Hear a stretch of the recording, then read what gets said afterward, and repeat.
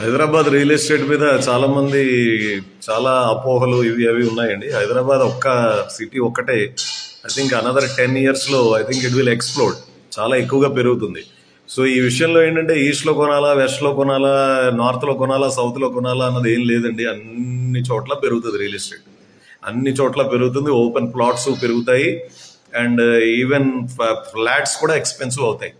So దీనికి పలానాది మీరు అంత చెక్ చేసుకుని కొనేది ఏం లేదు. అంటే రైలు పట్టాలు పడ్డాయా, లేకపోతే అదేంటిది రీజనల్ రింగ్ రోడ్ వచ్చిందా, ఇవన్నీ కాదు. ఏ గవర్నమెంట్ వచ్చినా కానీ ఏం చేసినా కానీ హైదరాబాద్ అభివృద్ధిని ఎవరూ ఆపలేరు.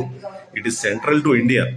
సో అందుకని ఇన్వెస్ట్మెంట్ ఫ్లో అవుతూనే ఉంటుంది. ఇంకొక అద్భుతమైన విషయం ఏంటంటే కొంత లాక్ అవ్వచ్చు, డబ్బులు అయితే కొంచెం లాక్ అవుతాయి కొన్ని కొన్ని సంవత్సరాలు.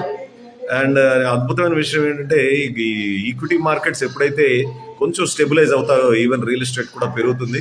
సో అంతగా ఎక్కువ ఆలోచించేయకండి. ఒక 3-4 years అయితే డెఫినెట్ గా లాక్ ఇన్ పీరియడ్ ఉంటుంది. సో వెళ్ళి ఇన్వెస్ట్ చేసుకోవచ్చు అండి. Hyderabad market is too good.